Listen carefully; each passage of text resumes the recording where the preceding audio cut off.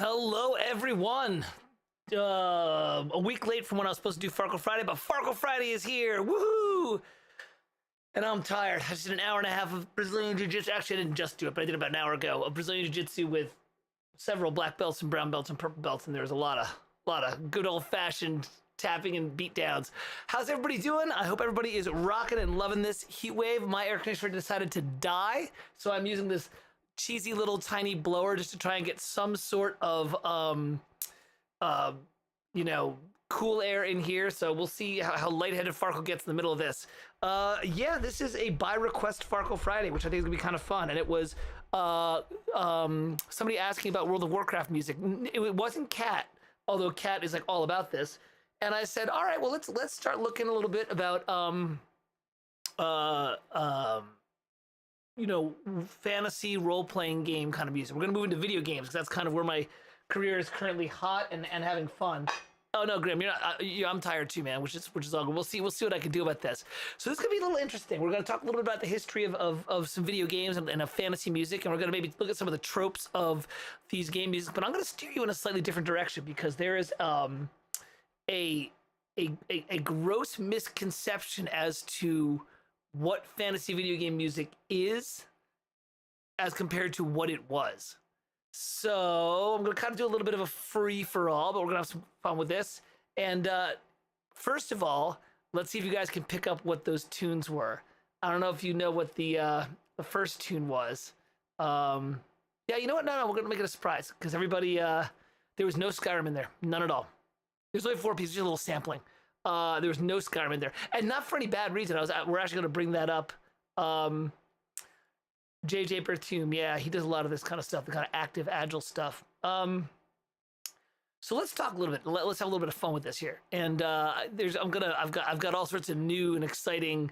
I've been off for a couple of weeks because my daughter Katie has been helping me kind of organize some of my streaming stuff, which is interesting and a little scary because she's having me go all in. They were not all Lord of the Rings ripoffs, not by any stretch. That first one was not a Lord of the Rings ripoff at all. The next two were. Well, we're going to get into that. That's a pretty bold statement, Grim. Pretty bold statement that is about to be shockingly not backed up. So let's start off and talk about this. Okay, let's think about this. First of all, we gotta break out a little bit into the real history of role-playing games, okay? Because role-playing games did not start with World of Warcraft and or Dragon Age, okay?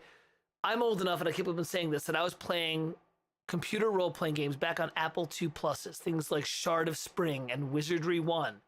And those role-playing games were built by Western developers, okay? Because they were working with the Apple system and the Commodore system, et cetera, et cetera. Those particular, yeah. I'm gonna play stuff that's not a Lord of the Rings ripoff, and you're gonna be like, okay, that's yeah, it's another ripoff, but so at the time there were no video games to kind of reference. People were kind of building them, and also there's a lot of restrictions of the memory cap and the number of voices you could have and things like that. So what people were listening to was sometimes, this will be a good cue to looking over here at the desktop. Things like this, like Ultima 3 Exodus, Might and Magic 2 Gates to Another World. These are the ones that were showing up. So a couple of things. One is the Dragon's Lair, but Dragon's Lair was a little interesting because Dragon's Lair was animated cutscenes that had Twitch mechanics built in. This was like true role-playing games like the here, I'll show you here. So YouTube. This is so meta. YouTube's gonna flag me for playing YouTube on my YouTube stream. Can that be done? Ultima 3 play gameplay. So look at this kind of gameplay. God, I remember this. I played this game. I was playing on an Apple II also. This is Richard Garriott. So this was the kind of gameplay you're playing in Ultima 3. I'm gonna pour myself a. Sorry, there we go. So this is the music. Woo, that was a lot.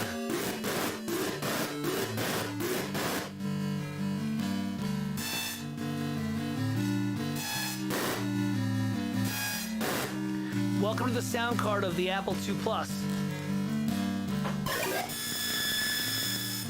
Now, why were all these dun dun dun dun dun dun dun? Why was that all happening? Well, because there was voice limitations. You couldn't just sit on thick, huge chords, and there was no recordings. So what did you have to do? You had 2, 3, maybe 4 voices. So you had to do things like, you know, where's my piano?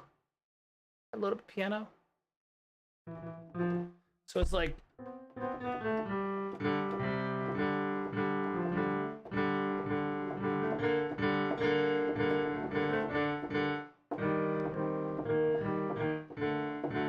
You had to do all that stuff because you didn't have the ability to create huge, lush stacks of chords, right? Yeah, no, that was a sound effect. Sorry about that. It was way too loud.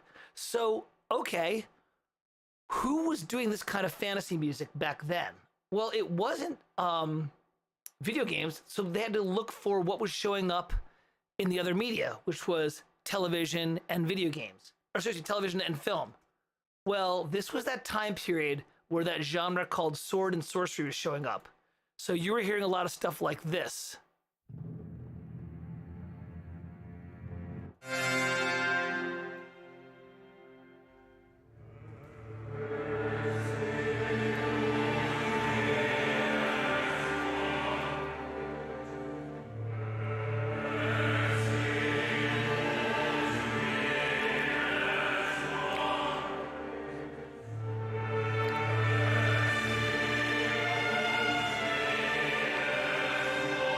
Okay, so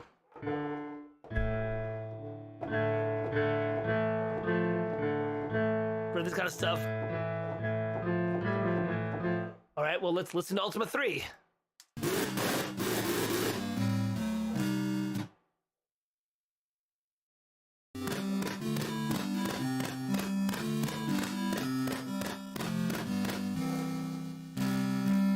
Also remember, this type of gameplay was tracker based. If you've not studied tracker music, you literally have to type in the note, the value, the duration. It was basically programming a sequencer. It was brutal. So anything that made this difficult was like to be avoided at all costs. And these guys were all programmers, and maybe they had a very rudimentary musical theory background. So for example, you heard that little bit right there. That was all like 1-4-5.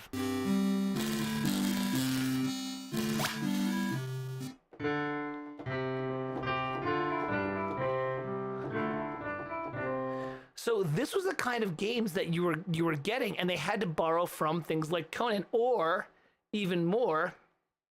Let me find it over here somewhere. This kind of stuff.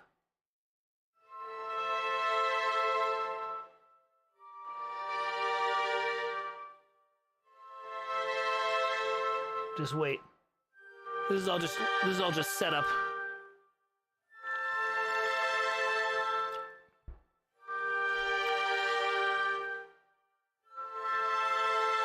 Yeah, look what she said, Grim. Everything was Undertale back then.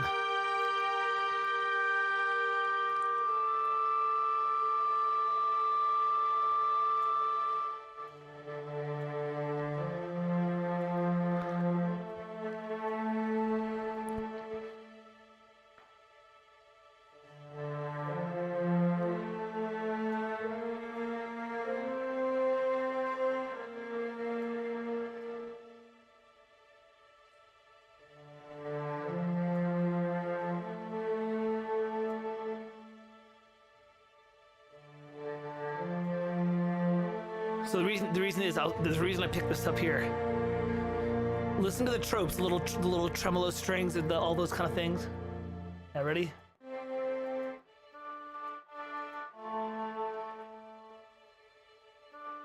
Now, Kat, does it start to sound like something you may have heard before? Like some of the Warcraft stuff that Jason Hayes wrote? Because Jason and I are close to the same age. This is the stuff that we grew up with.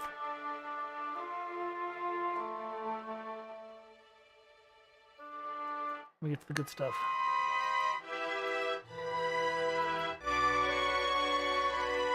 Yeah, here it is.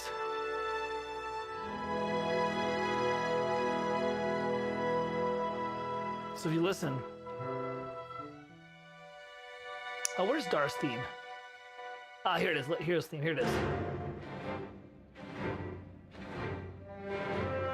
This is one.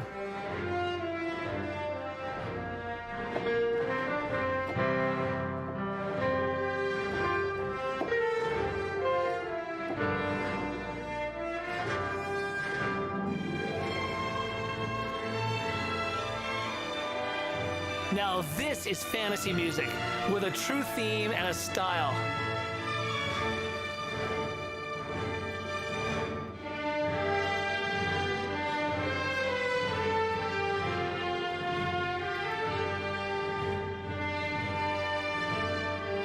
All right, so and I'm gonna play a couple more of these vintage games so you can kind of see some of the classic ones.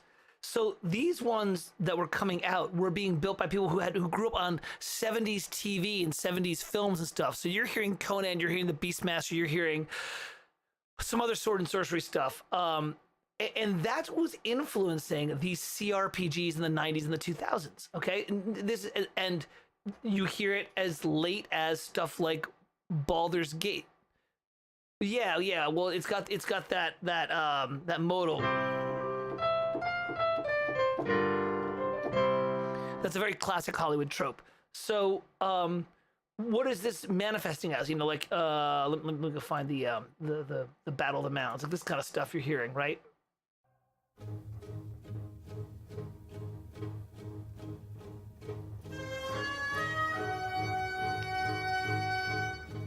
I mean, this is the stuff that, you know, Jerry Goldsmith was channeling, and like Legend to a lesser extent.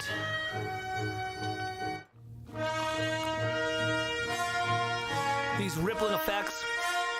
These are things you couldn't do back in Apple II Plus. You couldn't do because you couldn't play that many notes in the stacks. You had to do stuff like. So you actually had all this linear motion because there wasn't digital audio, there wasn't all this stuff. So another example of Dungeons and Dragons. Let me see if I can find Wizardry OST. I'm totally doxing what I watched. It's like crazy. You know, the original Wizardry, like Wizardry. Whoops, let's do Wizardry 1. Let's look at that one. I'm gonna turn it way down.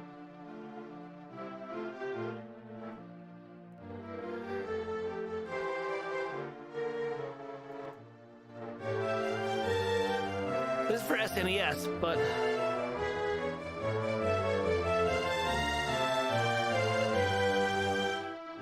there's an incredible amount of like classical composition, right?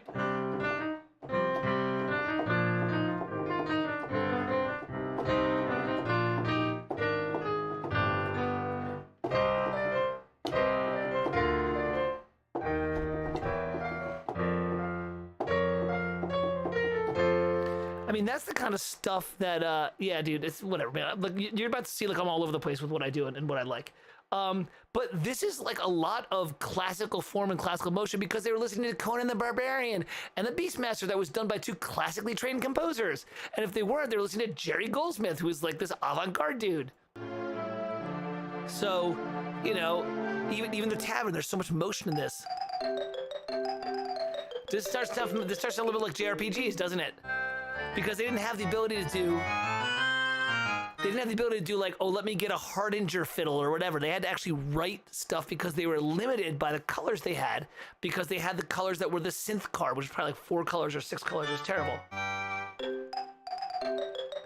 So even as this is why I love these old scores. It's like you can learn a lot about writing music from these because they're sectional. Look, call and response.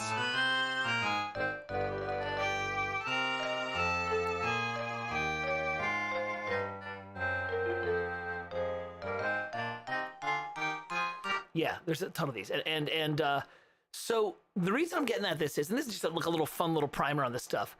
Okay, so now as games start to develop, these particular score, you know, memory increases and samples increase and synths increase, and there's this golden age of Western RPGs, of which World of Warcraft is one of them, where all these people that have been raised on these Western computer role-playing games, Shard of Spring and Ultima 7. Oh, you know what? I want to play Ultima 7 because it's pretty cool. So it's like, as they're developing, this is the kind of, you know, sound that you're getting here.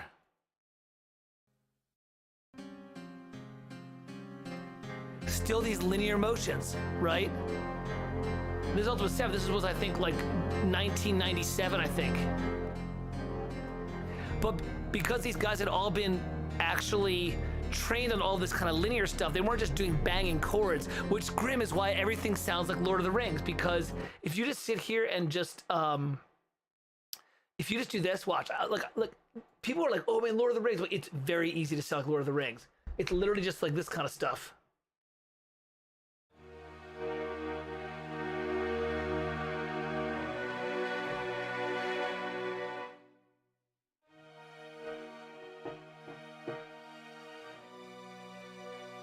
And there the ring was, buried for 1,000 years.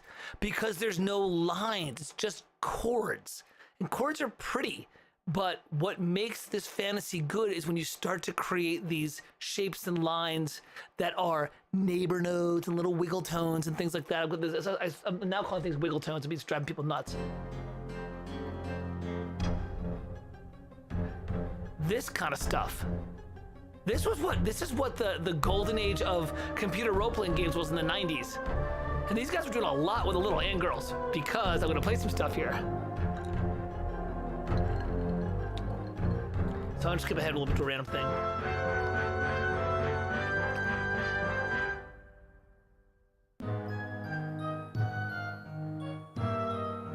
Starting to hear shades of John Williams. But dun dun dun dun dun dun. Now,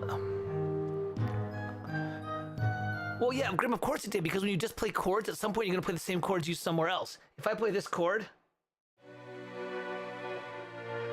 I've just played the same chord that was used in like 4 of Hans Zimmer's thing. And so, oh, you just sounds like whatever the Hans Zimmer thing is. I'm like, yeah, because I just played a chord. And when you just play chords, you don't decorate them and invert them and move them up and down and create passing tones and little things, then you sound like everybody else.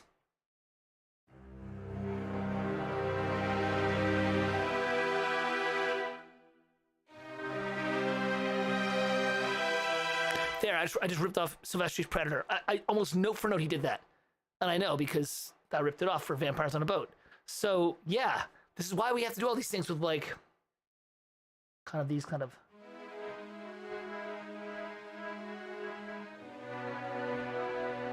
Even just that little thing that I'm doing,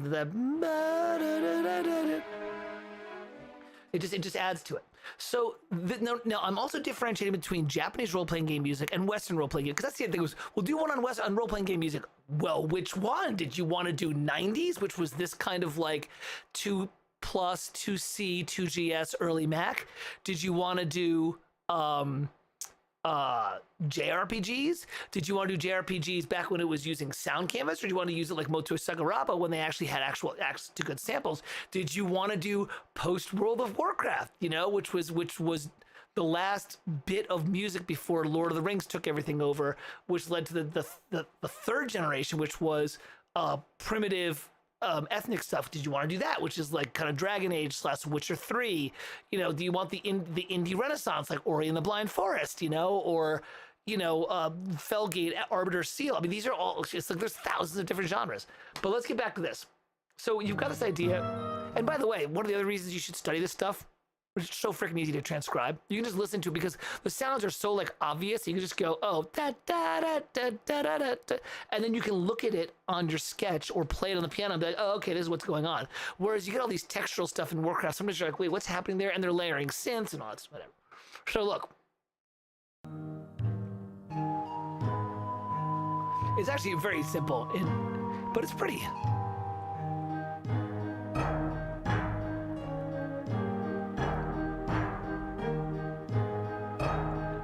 Yeah, exactly. So, and then here's Ultima Online, which is using the Roland Sound Canvas. Again, this aesthetic of like, back then we only had a couple of notes we could play at a time, so we better make little arpeggiations and stuff. This is the same thing as the JRPG people did, because they only had voices, so...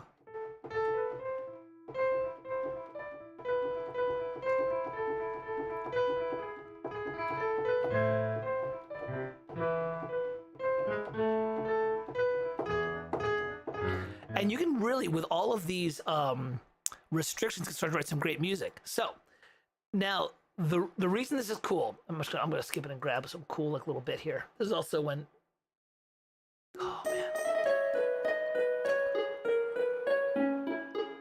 Actually, let me find a real. Yeah, here's the battle for Shalom. Ready?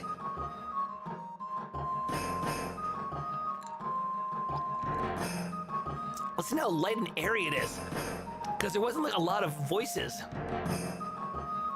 and also the aesthetic. There's really good stuff here.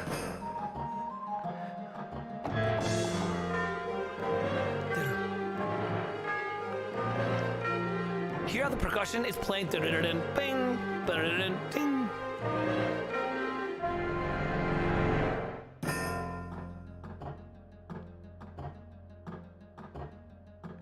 Lots of these rock arpeggios.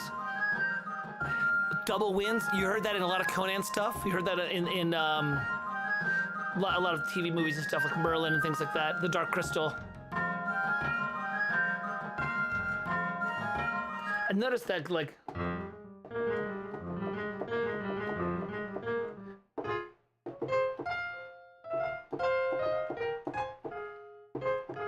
very little work to get a lot of data in there. And you'll notice the bass is actually only being accented. It's like, right? These kind of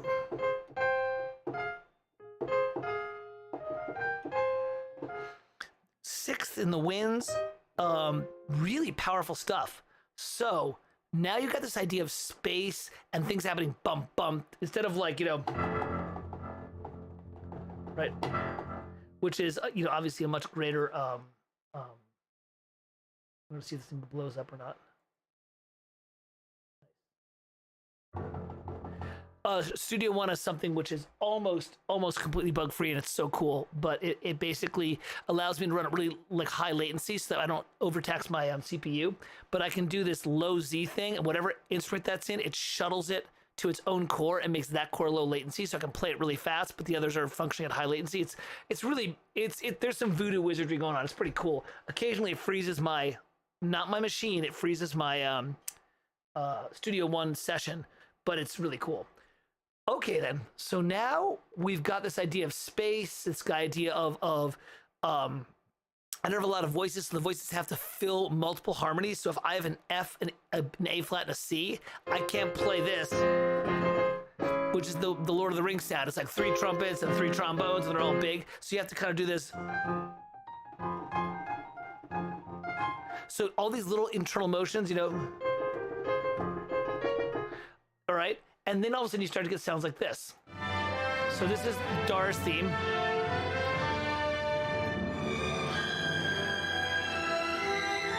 Actually, I'll get back to here. Ready? Grim, you're gonna love this. Actually, we'll get to the beginning.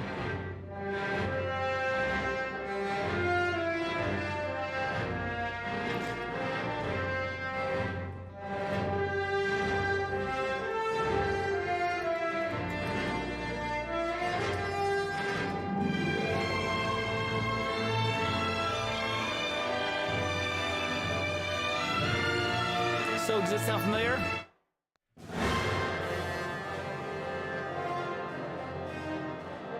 It's the same stuff.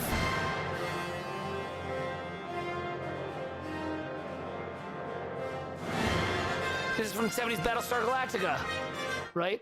And now we've just listened to Dar.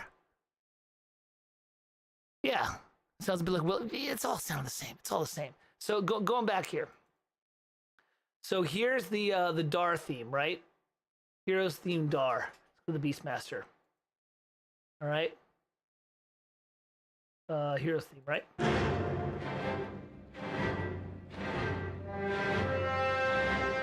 Peter, what's going on, man?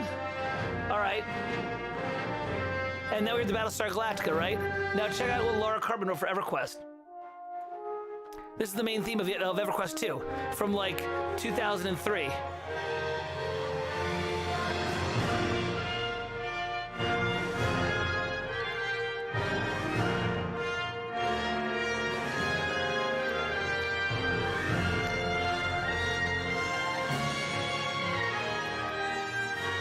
This is like Conan the Barbarian. Laura Cartman crushed the score. Absolutely nailed it. Modulation, up a third. Why not?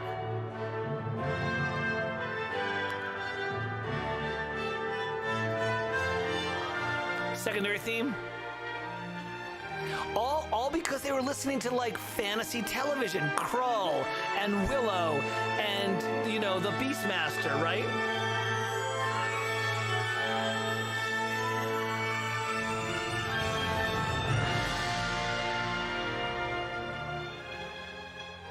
Sure, absolutely, Peter. It's all in there. Yeah, this is because they were all listening to that. This film. This is, you know, they all grew up on the '80s.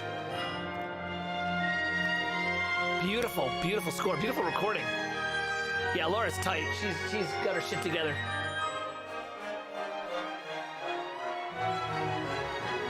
Modulations.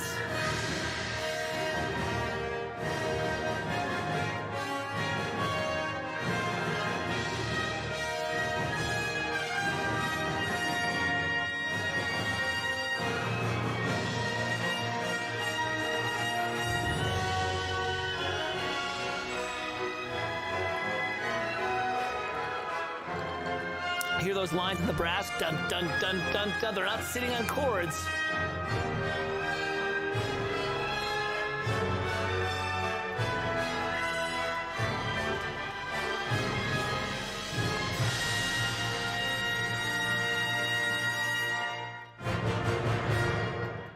So, we're going to actually listen to some of her game music because themes are themes, but you got the gameplay stuff is crazy.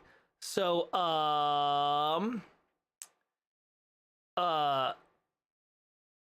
let's start to dive into Warcraft with this, because you can hear there's this last little bit of being influenced by the high fantasy sword and sorcery, Krull, and you know, I keep on saying Krull, which is fantastic. You know, actually, we'll listen to that too, because that's actually one of James Horner's best unsung scores. So if you listen, this is the stuff that he was doing in sorry.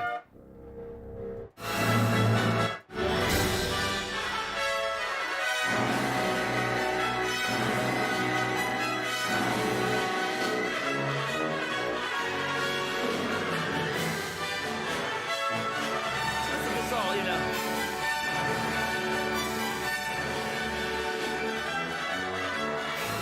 All those great lines.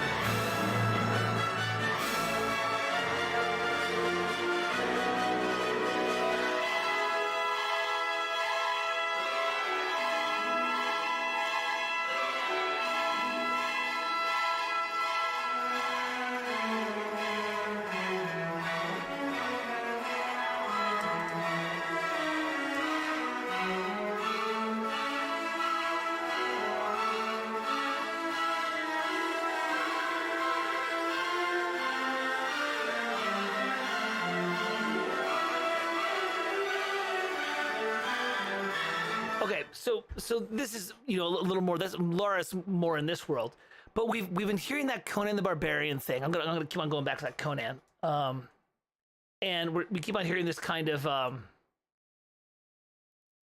stuff.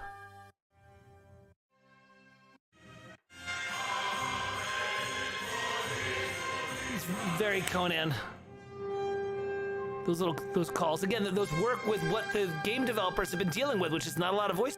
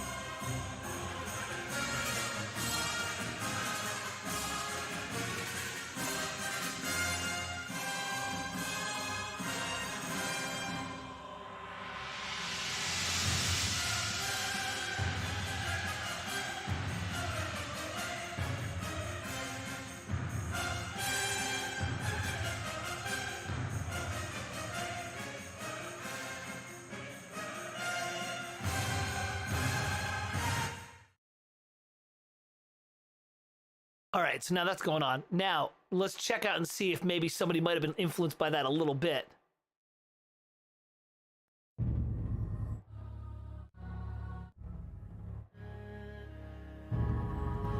Now, at this point in time, Thomas Bergeson has started to do the whole ethnic thing, so that kind of is showing up. Because remember, at this point in time, also, Two Steps from Hell is starting to make an appearance here, and they're starting to, like, do their... also, for all of you guys, this is Miroslav Virtuous. This is, like, one of the oldest sample libraries, like Garrett orchestral strings.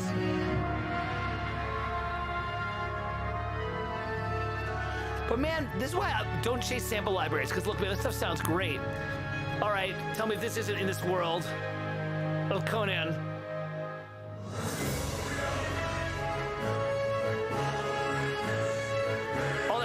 All those lines, right?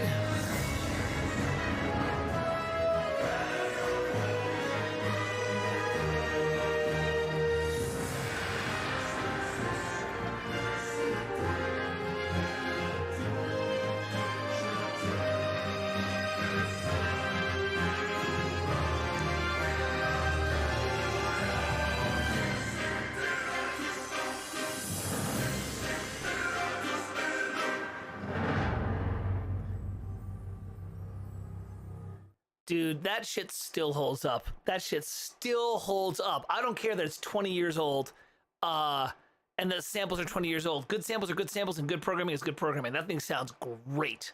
Ludo's saying, Cat's saying, I want to play Warcraft. Yeah, you should. It's an amazing game, right, my dear? Let's go play a little bit of this stuff, because we're about to, like, kind of shatter a bit of the fantasy role-playing game music from the West, and then we're going to kind of get back into it.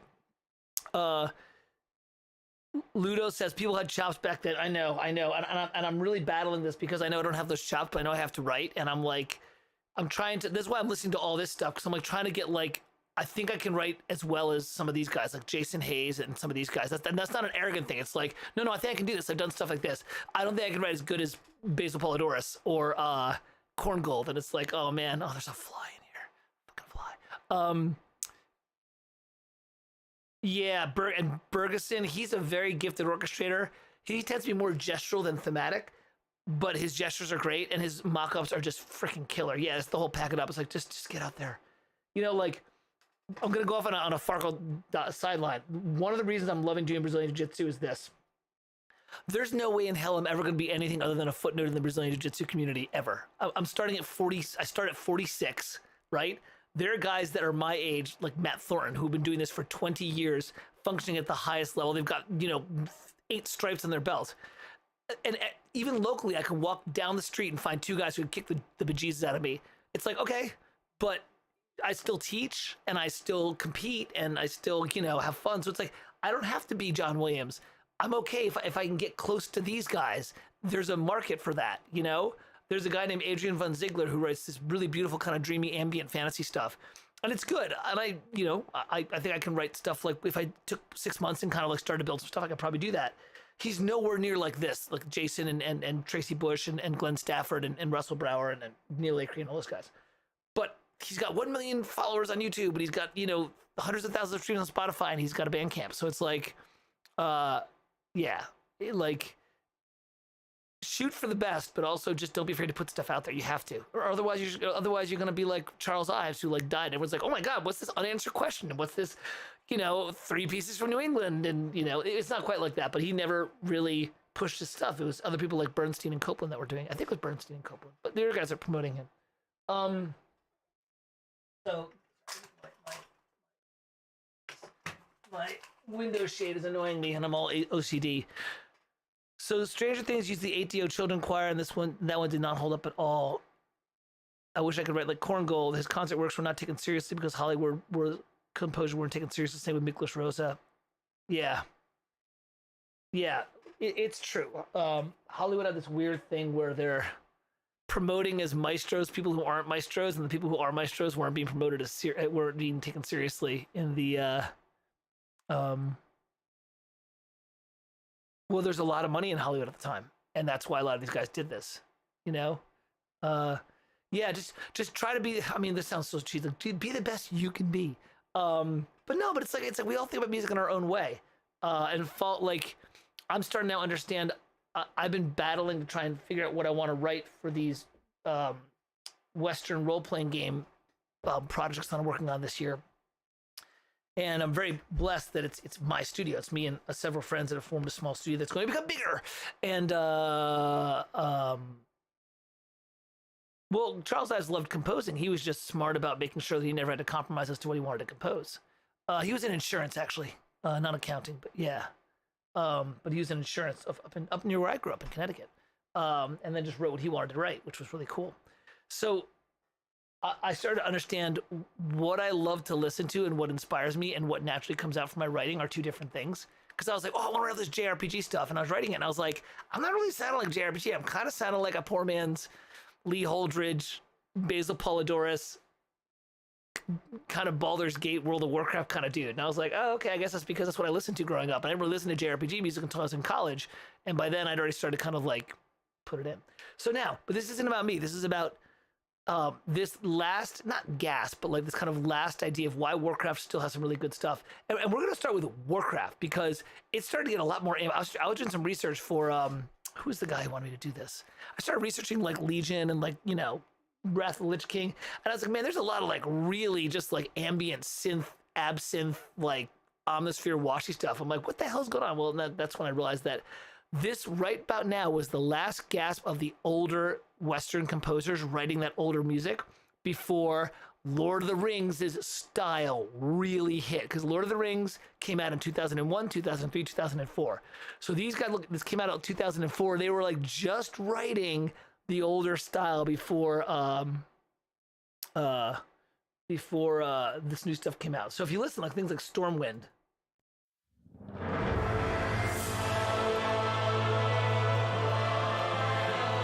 there's still like gestures and motion. And by the way, once again, and I'm gonna point this out to Kat, not because Kat does this wrong, but quite the opposite. But it's like, hold on a sec. I gotta do something here, or it's gonna blow up.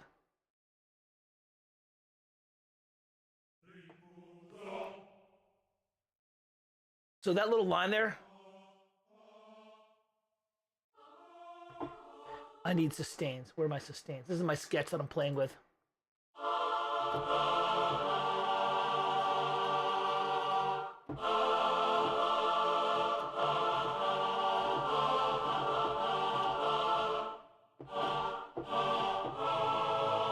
That whole thing right there was literally 1, 4, and 5 in minor, right? With voicings.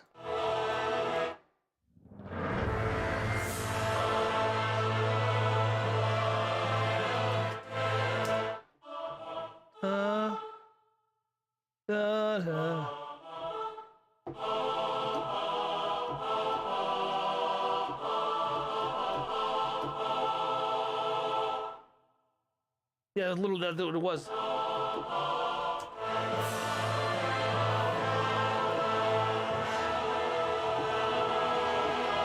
That little.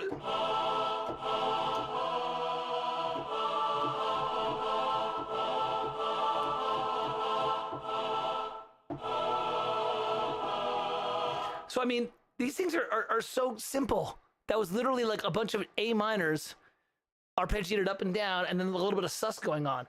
It's awesome, and I love it. But if you listen, he's not just going,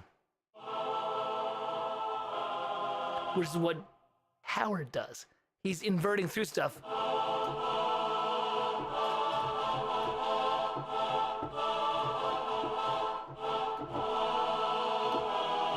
That jumping between inversions is something that has been moved away from. You like people just like to hold on a chord, and that's where you get the Lord of the Rings sound. Grim.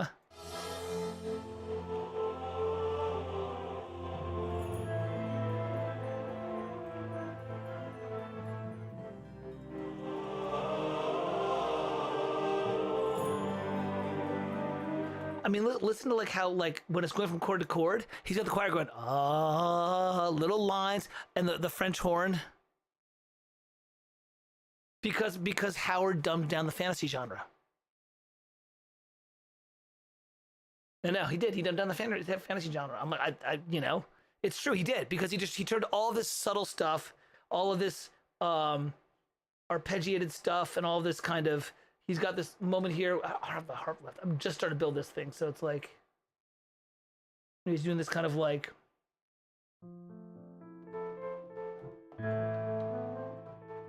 all this beautiful, and while that's happening, the choir is like, you know, doing these kind of motions.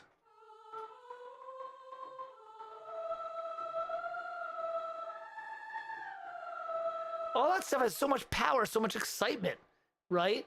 And Jason Hayes was channeling that. It was awesome. And well,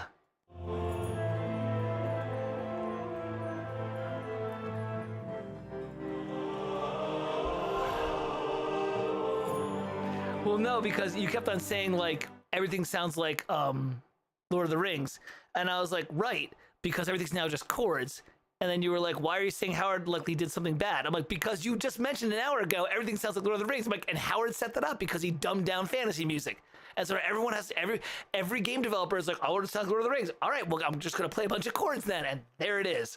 So yeah, he did something bad, because go listen to what was going on in Ultima 7 and Wizardry 8 and Baldur's Gate, and then even World of Warcraft, which is awesome. And I have a friend who worked on a couple of the titles. So yeah, he did bad shit, man. He dumbed it down. He's fucking lazy. High as a kite, probably. So first Hans, now Howard. I'm just taking on all the giants today. Whatever. He's got like 15 Academy Awards. He doesn't need my opinion.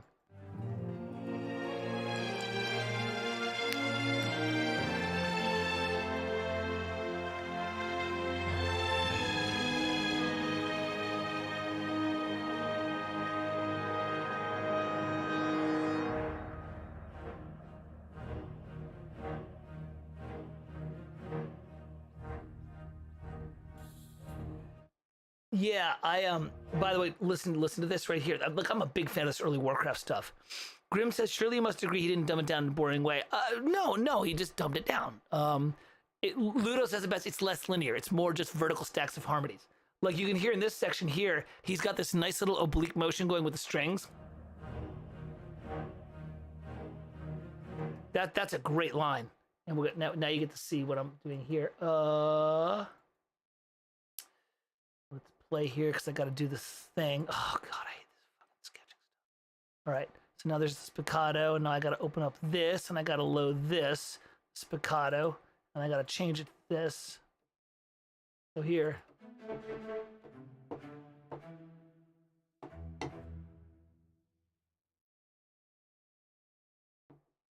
I think I may have frozen it. See, this did it. See, I told you it freezes every so often. Hold on a sec. Got to kill it. Reload it. I probably was being a little bit too fast. I probably didn't let it save properly. Yeah, baby. And it got us a monster. Yeah, look. I keep on saying this. It's like, who am I? I'm just having fun commenting on this and talk about some retro stuff from days of old that are actually really, really good and that are immensely enjoyable to kind of like listen to and learn from. So, but I wanted to kind of mention how cool this idea was.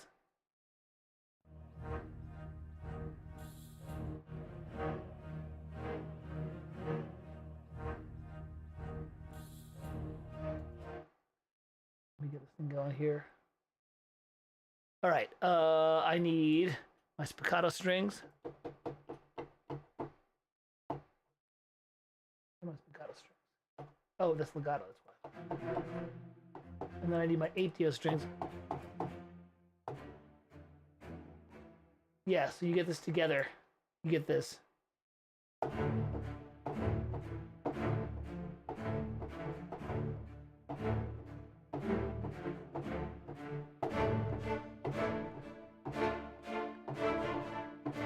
Those little filigrees, they just make it work. They just make it have more lines, as Ludo Muse said.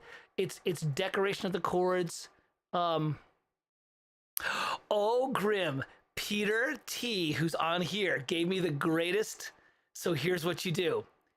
Something about 8Dio's code makes it automatically virus scan any 8Dio folder. So what you do is you go into Windows settings and you do the following 2 steps. By the way, Peter, you see how fast it is now? It's so much faster. You take the folder, you say, make that an exception for scanning. So I have all my 8DO strings in a big folder. I say, make that folder an exception for scanning, right? And maybe that's pretty clear. I think that's all I did, Peter, I think. Then what you do, Grim, is you go back here and you go batch resave. And it goes, oh, do you want to resave this folder? And you point to your 8DO strings folder. And what it does is, yeah, but you have to do the batch resave after you tell it not to scan.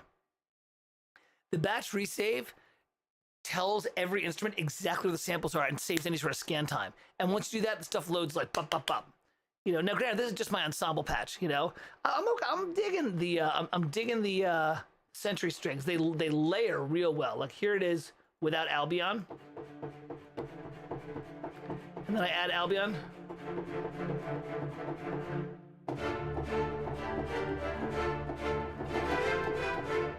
It's got a lot of hull there. It's kind of cool. That's not my template that I'm using for Magic Moon. That one is I'm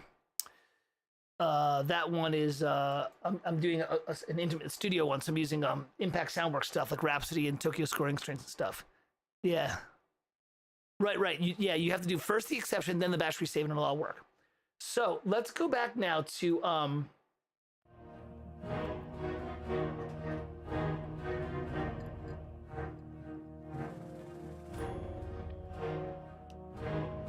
let's go to a more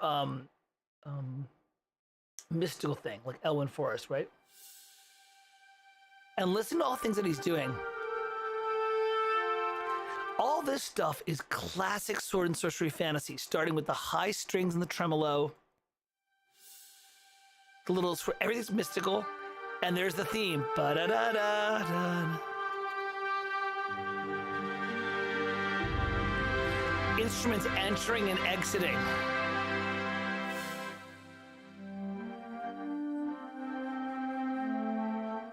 All these are sampled. So good.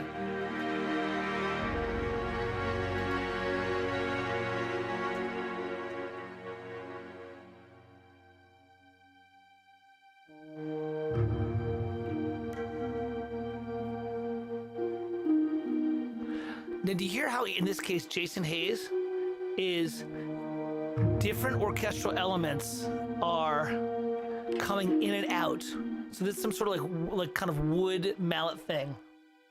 And again, very simple cat. These are just 1 to 4 in minor.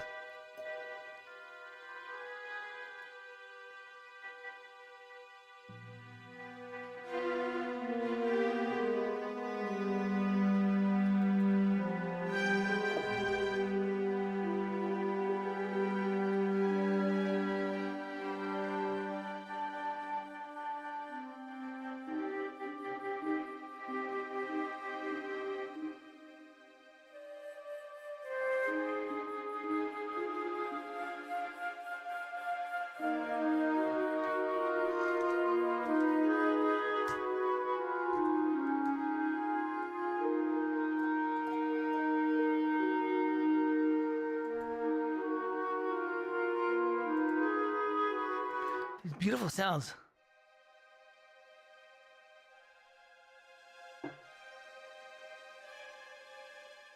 It's so simple but very effective. It's very disciplined. But what makes it interesting are smart instruments exiting and entering, swells coming in and out, creating interest by the harmonies moving up and down the register. And so now you've got like, I don't know. Let's see here. So like the leave taking, I guess.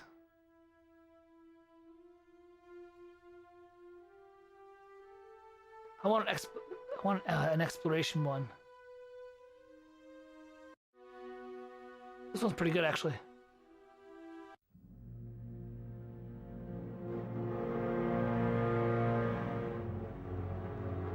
Grim, you're such a pain in the ass.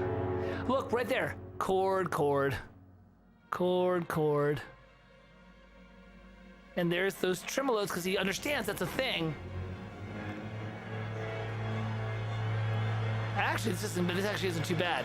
There's a lot of aleatoric stuff going on up there. I haven't listened to this in years. But everything is very thick and very rich harmonically. It's a lot of instruments, you know? Well,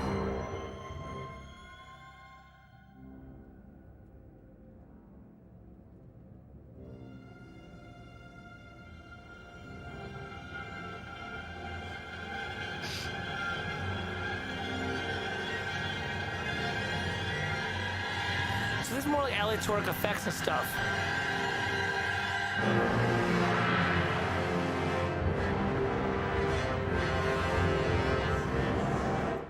So let's hear what happens when, now guys are doing these things.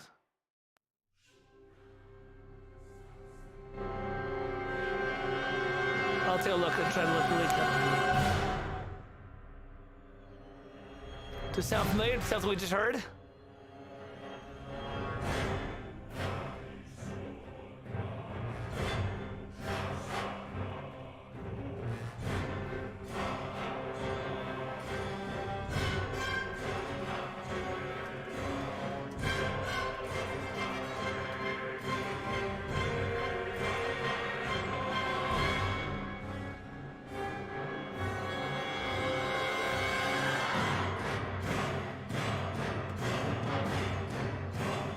That's just pretty good.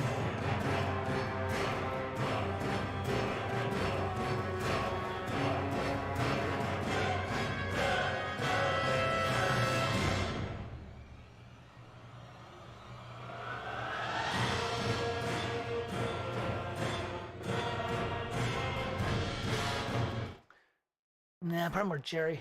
More Pride Holst. Here.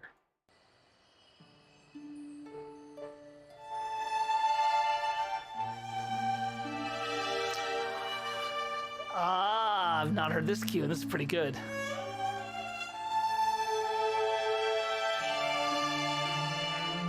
This is actually a nice little throwback to those kind of older video games that are cool. All right, so you know what? It's time now. Let's dive into some Warcraft. Just have some fun with this.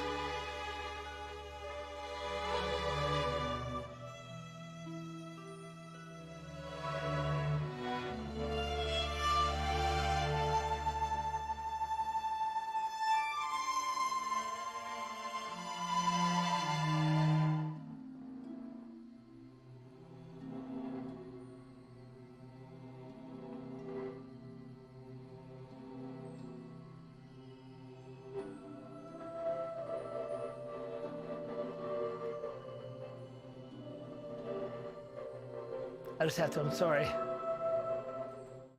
just have to. This is a good cue.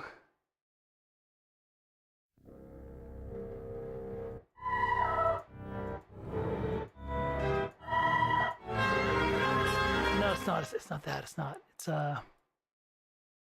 all been done before.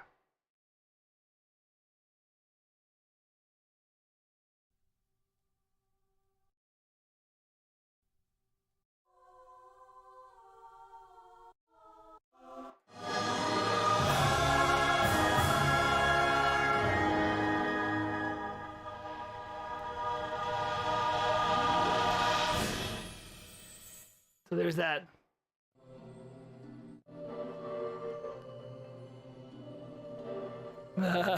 That's okay, you can hijack. It's good. We're all helping each other out.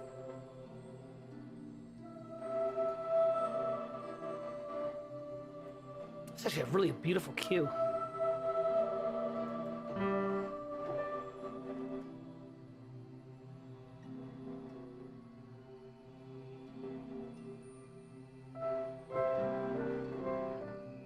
We're in a C to G kind of Mixolydian.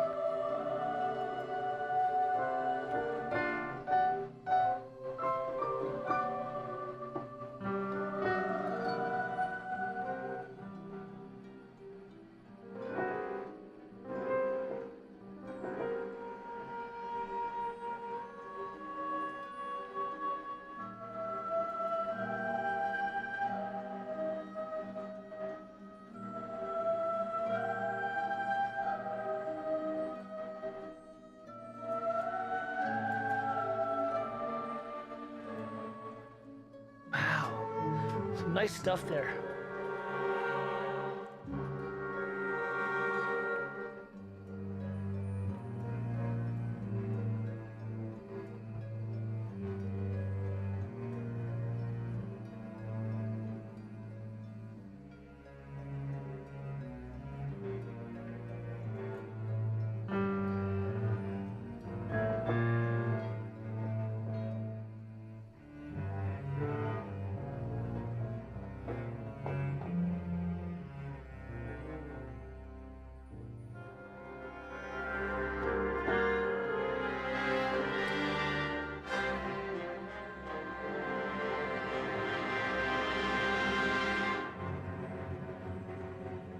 Wow, he's really good. Also, bro, look, I've been following a lot of the Neil Acree stuff. Let's see what he's done, though. He's on Fable, isn't he? Yeah. No. Sorry. Apparently that's back in the queue. Wow. Really good stuff. Let's do more Warcraft. Let's check it out a little bit. And, you know, now we need to get to the part that Kat really wanted to check out, which is like, you know, what are the tropes? What do you do? Because this is the other part of it. Now you've got this kind of style of music where it's like, all right, hold on a sec. That was what, Cataclysm? Yeah. You got stuff influenced by television, so it's narrative, right? But it also needs to be like a game loop, but it can't just be ambiance. So, let's see what these guys are doing. No.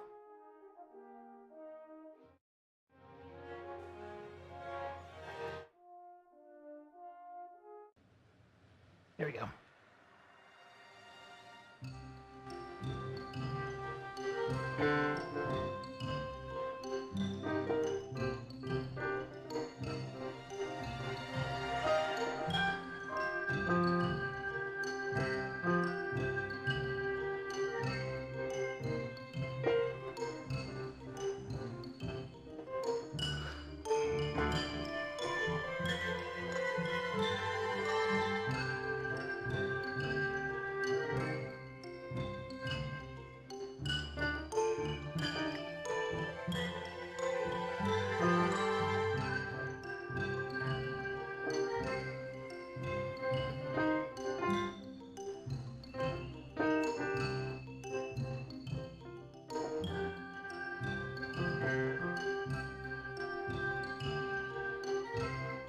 So you know what I like about this? Going about this, like if you listen, it's again very austere. It's like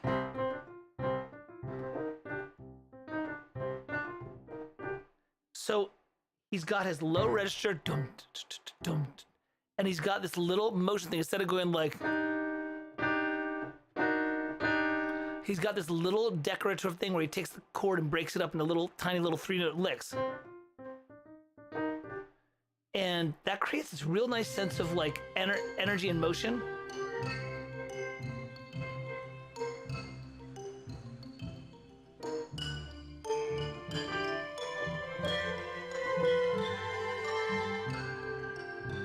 Yeah.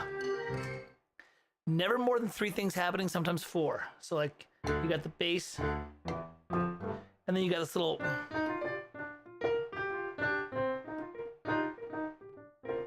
And then you've got the woodwind, and then at some point the strings come in with a tremolo.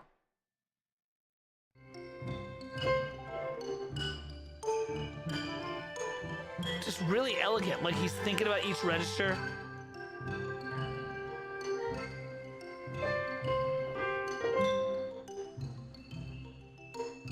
There's a little bit of a Thomas Newman. What is it? With the roses.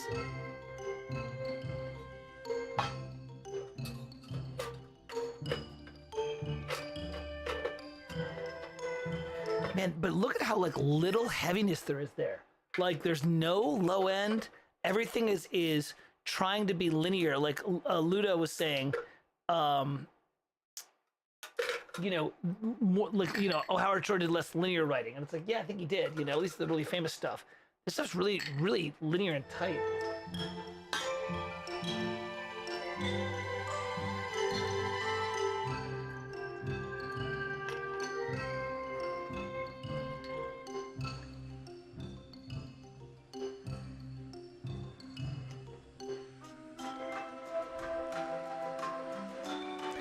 Oh, Peter, I'm so happy for you, man. You're gonna do great. Peter's got a marketing plan he's gonna start tackling with some potential clients. He's set up an email contact structure. You're gonna do great.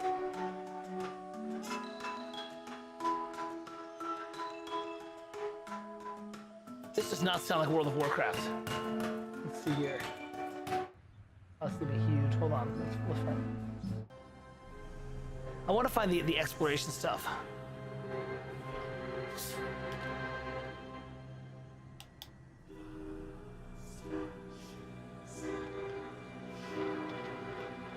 Here, the little harp's going da da da.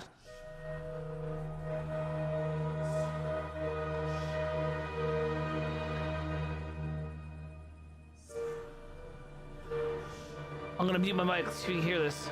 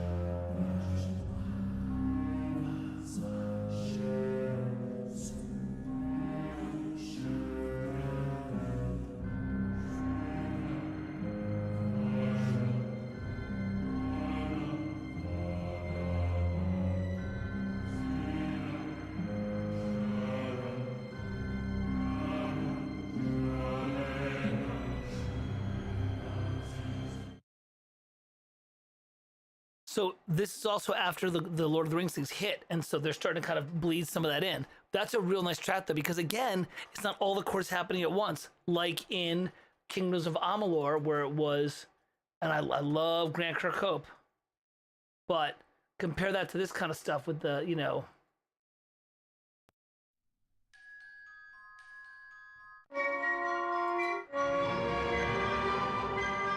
I should do this. Chords, chords, chords, chords, chords. Yeah, Peter, get it, man. 100. Yep.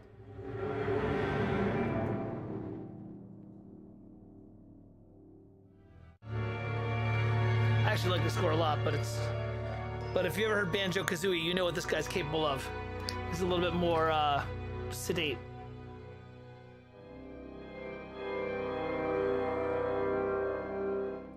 Chord.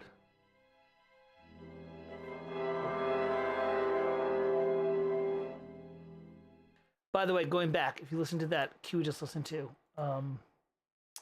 which was, I think, Eventide.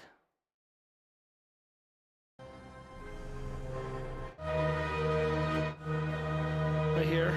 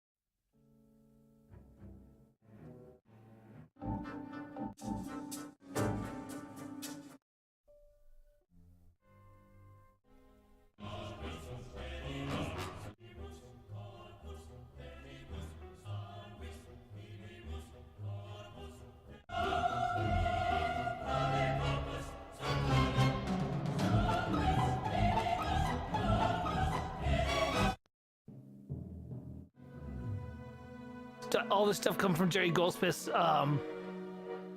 The Omen.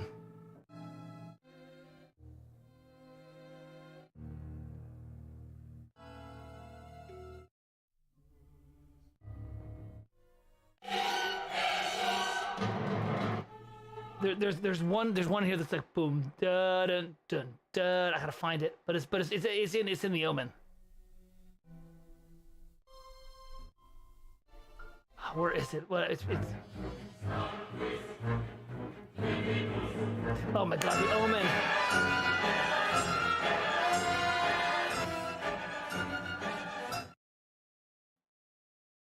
All right, that's for another time. We're not gonna deal with that right now. But yeah, but that was also part. There's some Omen in there, definitely. Sorry, there's a whole bunch of. Oh, this is David Arkenstone. Let's try and get the guys who know how to orchestrate and stuff.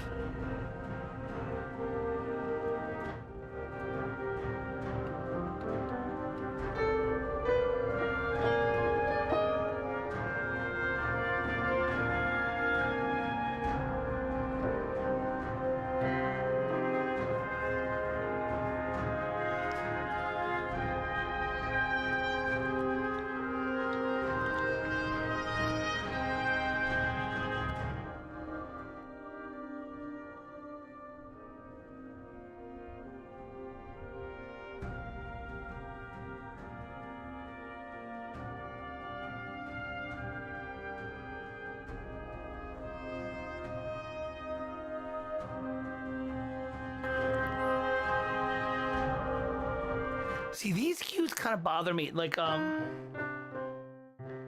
because they're just kind of like drifting. They don't really like commit to anything, and that's okay because then you're trying to set an ambiance and stuff. But it's like just kind of like this little bit of a trumpet line, a little bit of some chords. I don't know. I just don't feel like it's not badly written. It's just kind of like, well, where are we going? You know, like what's happening here? What are we deciding we're gonna you know, develop into? And it feels a lot like it's like I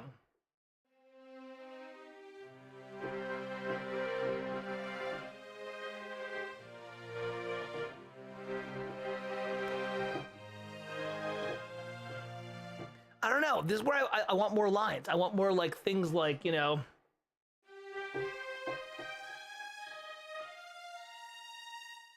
that would be even better.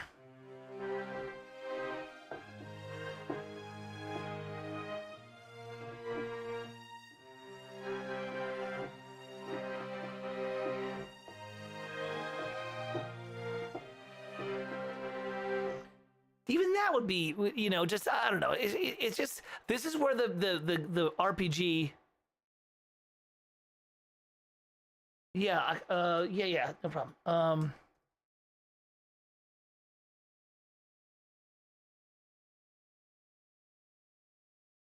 a World of Warcraft. WoW, Cataclysm. And then The Omen, I did that, and then I did Conan the Barbarian. This is gonna get you. And EverQuest 2, and Wizardry 1, and Ultima Online, and Ultima 3. That's most of them. That'll get you going. So, because it's worth it to listen to this stuff. I don't know, but you know, going back to Cat, like this is the kind of stuff that I don't like. It's all just kind of sitting around, and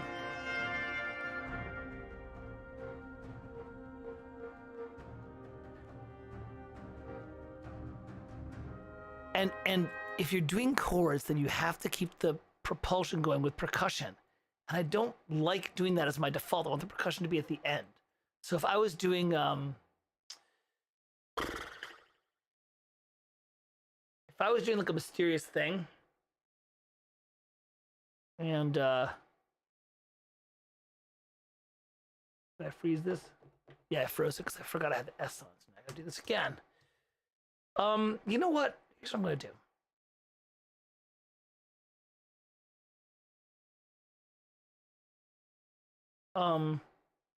We're gonna listen a little bit more, and I'm gonna start to play around this because I need to do this for Magic Moon anyways. I need to find out where that sweet spot is between the older Conan the Barbarian, Conan O'Brien, and you know, that stuff, this vintage, you know, World of Warcraft, but also some of the newer stuff. And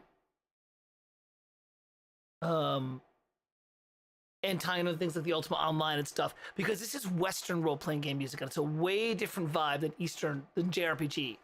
But let me try one more thing here. Let me try. No, I'll stay with Cataclysm because that way I'm not torturing poor Grim. I want to listen to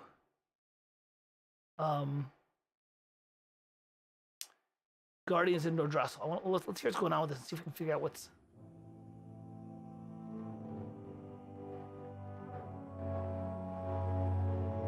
There's that sound. See, when those lines come in, it makes it much better.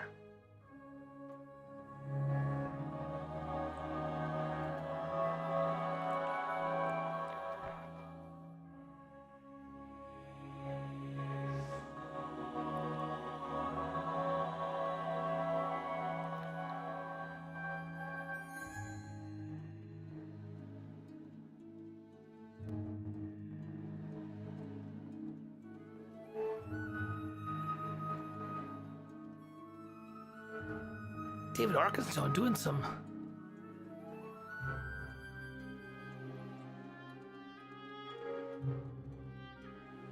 Ooh, David Arkenstone's been writing some nice stuff here. Man, Kat, I'm glad you were like leaning on me to listen to more Warcraft. Cause I always liked the first album, but I never listened to the sequels, and I was like, it's some pretty good stuff.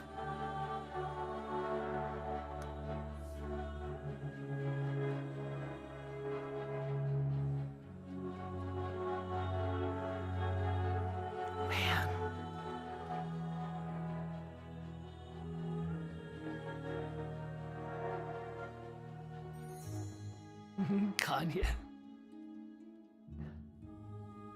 These little... I'm so mad I don't have the harp loaded yet. Let me see if I can load the harp real fast. I'll just load it over here because it's just a sketch. Who cares? Let me load. Give me a sec. Y'all can see. Oh, you're gonna get a sneak peek now. Check this out of my new streaming thing. Look at this. And this, pretty cool, right? And I can't do it in YouTube. When I'm on Twitch, your chat window will appear there, which is another thing. That's, yeah. So, Kat, let me try something real fast. Let me quickly grab custom contact instruments, strings, no percussion because you hit the harp, so that's why.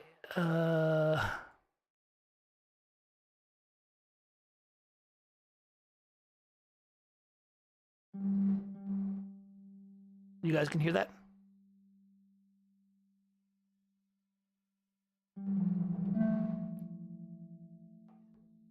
Yeah, right. We'll go back to here. That's gonna be for. All right. So well,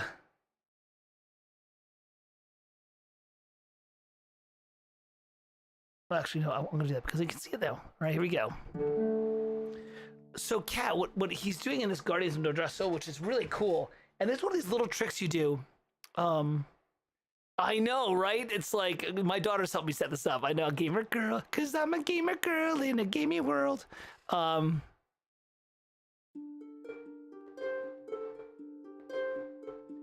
It's all about building your chords. All right, here's the big takeaway after all this stuff.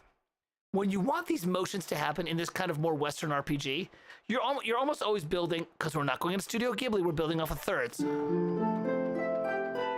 Right? So that's kind of, root, third, fifth, seventh, ninth. It's all about dance leaving, and you see my Farkle Friday on EIS when I talk about substitute tones. It's all about that. It's about I'm leaving my chords by third and returning them. So here's my root and fifth, and then I go 4, 5.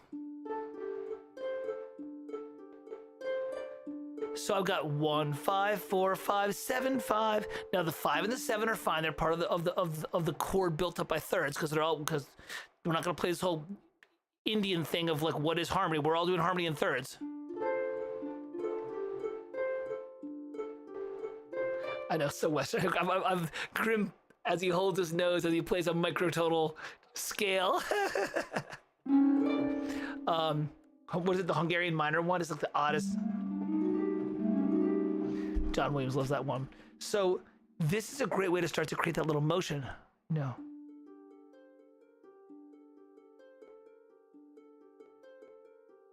And you know, I'm gonna do a simple thing right here because why not? Let's play this thing. So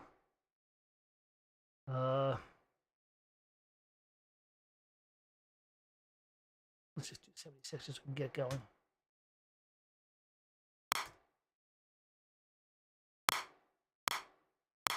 Wait, why is this thing set up for seconds?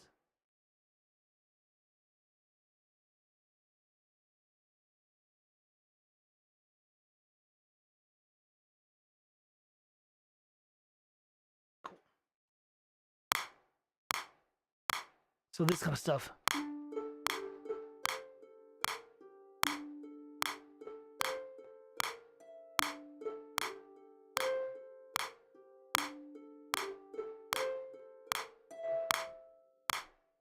Right off the bat, I've got something here. Now, where are my wins? I'll be on wins high.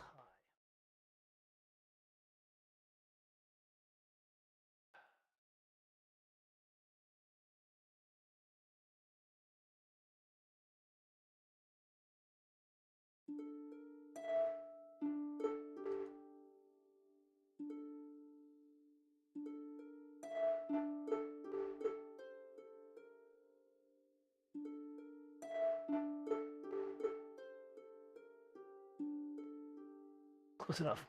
Now check it out. I want to play with this for a little bit, but now I've got this D kind of thing. And now I've got Albion wins because I think I've got it. There it is.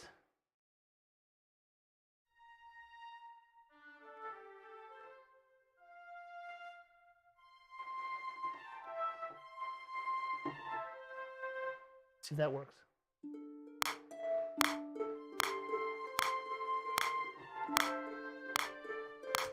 Yeah, that's gonna work. Get rid of that.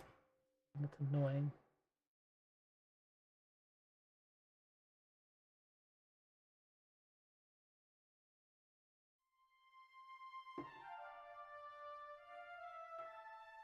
Yeah.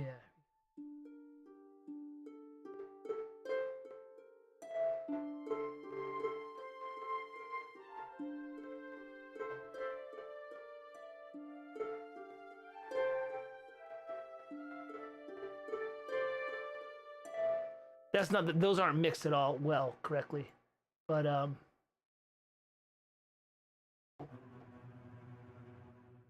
if you do this, you can see where the piece starts to write itself. If you have these neighbor motions and you watch your registers and you focus on what registers you want to play with, you start to create actual motion through entries and entrances. So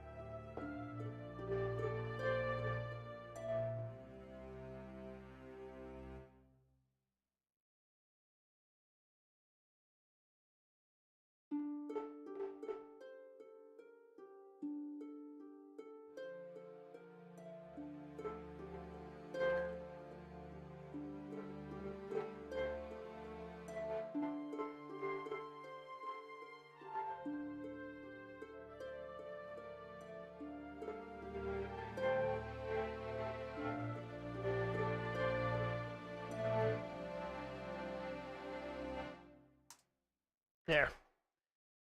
I did a thing. All right. Um,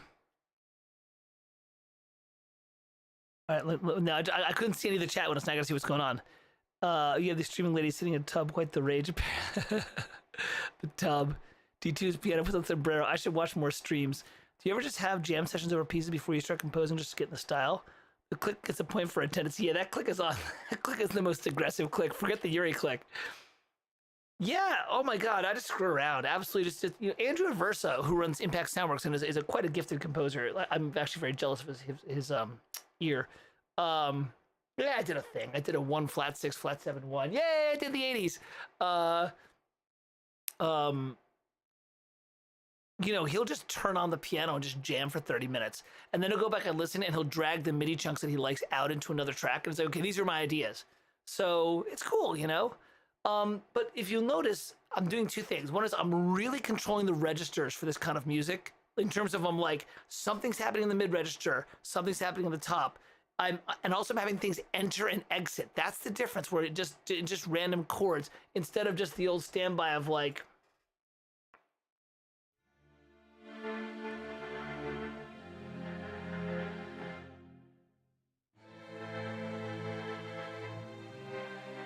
okay, let's have things enter and exit, right? And this neighbor note thing, this idea of like,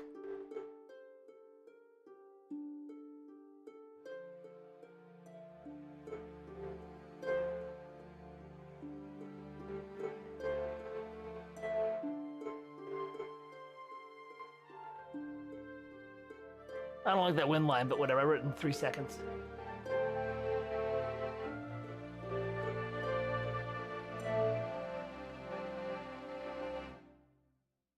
Yeah, something like that, just whatever, just some sort of thing. So that's a thing that I think Warcraft does really, really well. I just did the 80s. Just did, well, it's 1 flat 6 flat 7 1, right? Or Final Fantasy, it's because there's things that are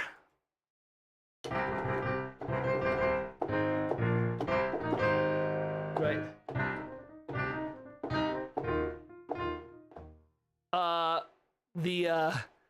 A lot of these gestures just show up over and over again. Oh, that's why I was having trouble because I didn't turn on the low latency thing. Whatever, I don't care. Which piece is this? Oh, this was just me playing with like I'm doing like a caverny kind of thing, like walking through like maybe like a graveyard at night, but there's not danger. I don't know. That's probably what I would do, right? Graveyard at night, but not danger. Well, the 80s is like.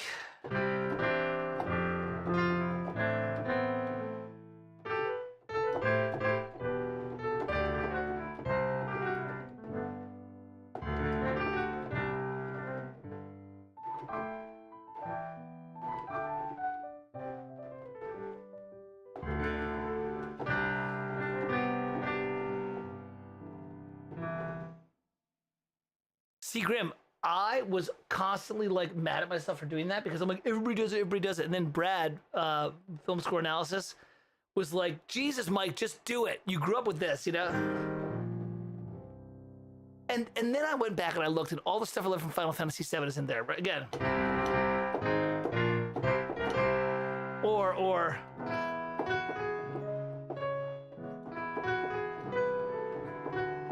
And if there's a meta thing of being a composer, it's, dude, just write what you like. It's kind of like, it's like Charlie Parker or Ornette Coleman said this. He said, study the theory, practice your instrument, get amazing, transcribe.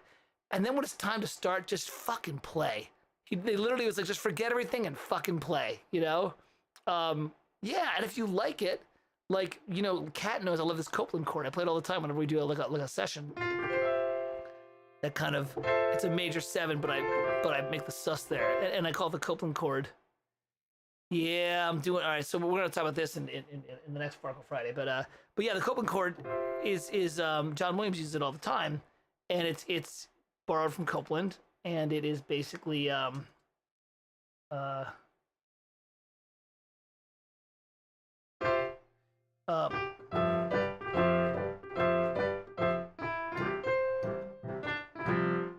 it's basically the chord from Appalachian Springs. Peter knows it because I played it for him like 10 times. Yeah, Kat, I'm with you. Just like get your vocabulary, listen to a couple songs for ideas. Use songs for inspiration. Ooh, he did that chord. I can do that. You know. And also remember this too. Boy, this is the thing I'm struggling with. We're not writing for each other. No offense. I love you guys and girls, and I'm so happy that you're here and we're having fun and enjoying ourselves. You're not a major 7 sus 2. F A B E major 7, but you sus 2. If it's sus 4, you get this. Sounds great too, but the Copeland chord really is this. So it's like, look, I'm gonna say this, and then we're gonna wind down because the girls are coming home from, and I start making lemon rosemary salmon for dinner. It's pretty good. You're not gonna be my fans for the art music that I do. You know, it's great. You know, God bless. I hope you buy it. It's great. I hope you enjoy it. But we're all doing this because we're all nerding out over like who are these greats that are amazing. We're trying to like pick their music apart and just enjoy and experience it. So, it's like there are people that are like, you know, they're gonna like, I love this. It's simple. It's diatonic. I can follow it. And it's like, yeah, we should be aware of that, you know? Like, or we write for the jazz people that are like the hardcore jazzers that are like, dude, I want to hear like Chick Corea stuff, you know, and everything. Yeah, man, Grim, it's good stuff.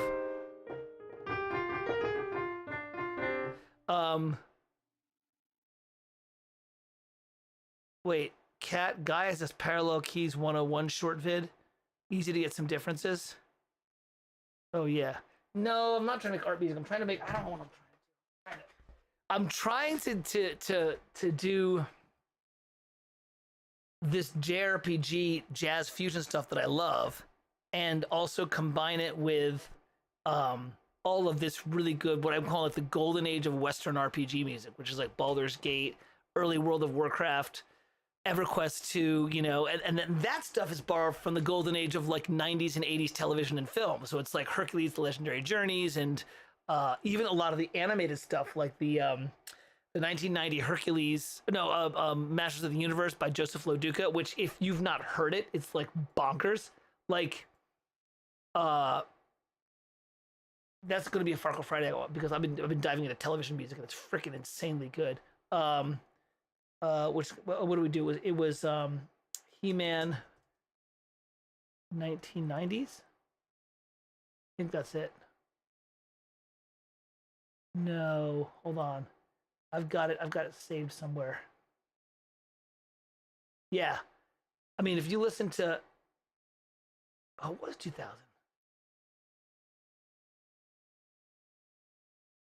Yeah, like I am Adam, Prince of Eternia, defender of This the is- secrets of Castle Grayskull. isn't it amazing This how is concise? Fraser, my fearless friend. This is the best. If you ever seen it,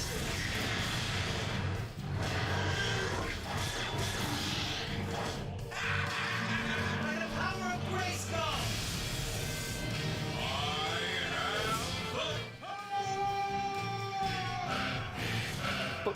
all right, it's all great, but if you listen to the music, all this stuff.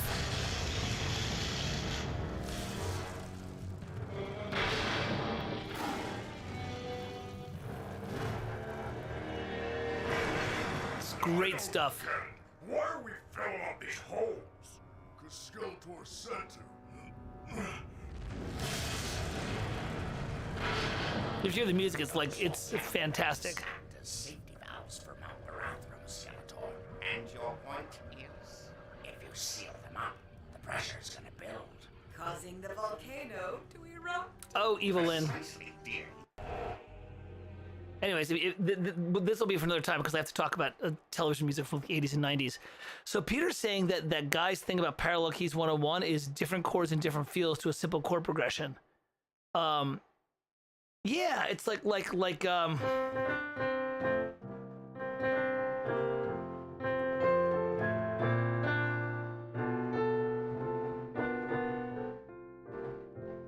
so you can do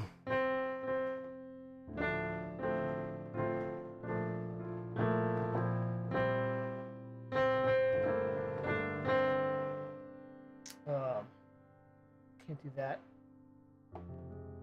Oh yeah, I can do that. So you do that kind of stuff.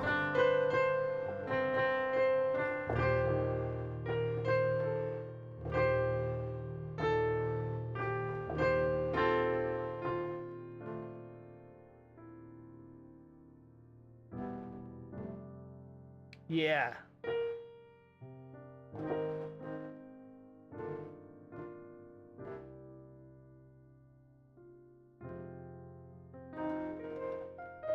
So that's kind of like messing with that. That's kind of messing with different scales. I always like doing an idea in major and doing it in minor.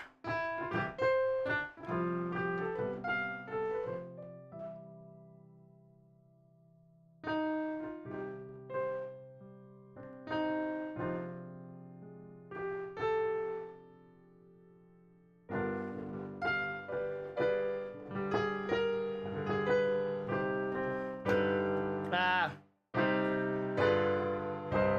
There it is. That's the one you want to do. That's Indian, like, Listian minor. Guy's fast. Guy's got, he comes across as happy, bubbly, ebullient, like, you know, British guy. He's got chops, man. He's got legit chops. Like, I saw him when he was speed composing an episode of Mowgli's Wonder, whatever it is, the Jungle Book. And he's like moving on his keyboard as he's faffing around. He's getting like diminished sevenths in there. He's getting like secondary dominance. And I was like, dude, he's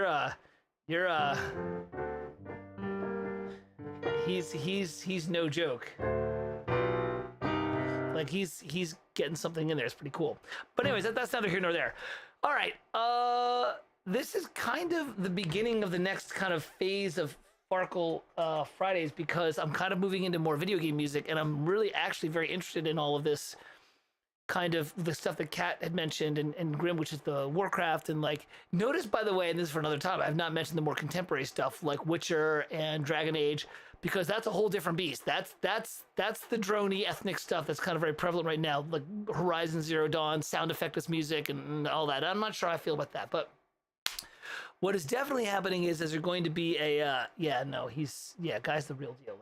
I've had the pleasure of working for him for about 3 years, 2 years, 3 years, and he's freaking amazing. And also just it's so good to meet a genuine soul. He's just a genuinely good guy. He just really wants people to be happy and to do well and to have all the tools. Like he's the real deal. I have nothing but good things to say about him and his team. Nothing but good things to say. So hopefully that makes it back to him. I actually have sent him an email thanking him for the last year because he helped me out with some good stuff. I don't know. I've got to think about that. So, well, we're going to talk about that in a bit. But basically what I'm working with, funny enough, I got to meet with Michael about this, is this channel is going to be all the fun instructional analysis. I'm going to start doing some more actual transcriptions, because it's like, this was a little bit like loosey-goosey, because I was like, shit, somebody asked me to do Warcraft and I haven't done it in 2 weeks. I need to do it. And then, yes, I'll finish my thought. And then the original music that I'm writing is going to be on Twitch, because that way I can separate stuff. And people who are like interested in, oh, I'd love to follow what Farkle's doing for his own stuff, go to Twitch. That'll get back to a website. I think we're gonna have 2 web pages. One's gonna be the Farkle Friday webpage, which is the instructional-y stuff with swag and merch. And then the Twitch stuff will be like my original stuff, which is interesting because I have no idea if what I'm writing, Grim, as we said, is like, is it original or is it just what Farkle likes? And I'm just fighting it, being like, just do it. Just freaking do it. So let me get rid of this because it's garbage. That was garbage. No one cares about that. And then let me kill this and go back to my. So the last couple questions were, to conclude, everything is either second-rate Core Gold or Lord of the Rings. Yes. Or second-rate Basil Polydorus. Well, that's the third one. And then Grim says I work at TS. Yes, I'm a contractor, so I don't work at them, but I am contracted there, and I love it. And I do still teach there and do webinars and of those kind of things. And it's awesome, and I love it, and I hope to continue to do it for the next 15 years, as long as I don't piss off any of the heavy honchos there, and I've managed to avoid pissing them off so far. Yeah, right, Grim, call me out, man. You're so right. It's like, all right, I'm trying to organize something and see what I'm doing. There's like too much going on.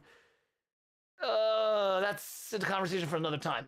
So anyways, that's, you know what, that was a nice little romp down the World of Warcraft stuff. And it's sounding really good, actually, in terms of what they were doing when they were borrowing the best of the best from the computer role-playing games of yesteryear with the film and television scores that were influencing them. And even when Lord of the Rings showed up, the right guys and girls were adapting and bringing it up properly. but it definitely was a stripping down, not a dumbing down, but a stripping down of the music. And I think that's an important thing for us to think of. It's like we should still strive for those kind of elegant lines and things, and the harmonies are important. And sometimes you do want those chords, with the triads and stuff. But let's not be afraid to like have things connect and have things wiggle around in there, and you know, that kind of stuff. 1,000 ideas for 10 days. Red October. Yeah, man, I'm like. So, anyways, that's neither here nor there. Listen, I'm gonna let you guys and girls go because for a lot of you, it's probably getting close to midnight out in Europe, and for the lot of you that are over in the West Coast, it's time to actually start drinking because I'm already like 2 or 3 cups in, and I've got to go make salmon. Oh yeah, the hymn from Red October, the Klaus Badalt hymn is fantastic. It's great. So on the Farkle Friday, if you want to put down what you want to do for the next one in a week or two, I'll be loved to do stuff. I would love to do some more transcriptions and maybe dive in a little bit more. I hope, Kat, we did a little bit of Warcraft. That was kind of fun. It was kind of cool to listen to and got some good composing ideas. And thanks all for joining me for this like little hour-and-a-half romp. It was fun, and I really enjoyed myself. I needed it. I needed to kind of just like shoot the breeze and listen to some music, like just for fun. Yes, everyone go to bed. Everyone, God bless. Have a great day. I'll see you in a couple of weeks at the latest, maybe next week. If not, then the week after. All right? Take care, everybody. Peter, 100 or bust, brother. Get it. You're going to be awesome. Bye, everybody.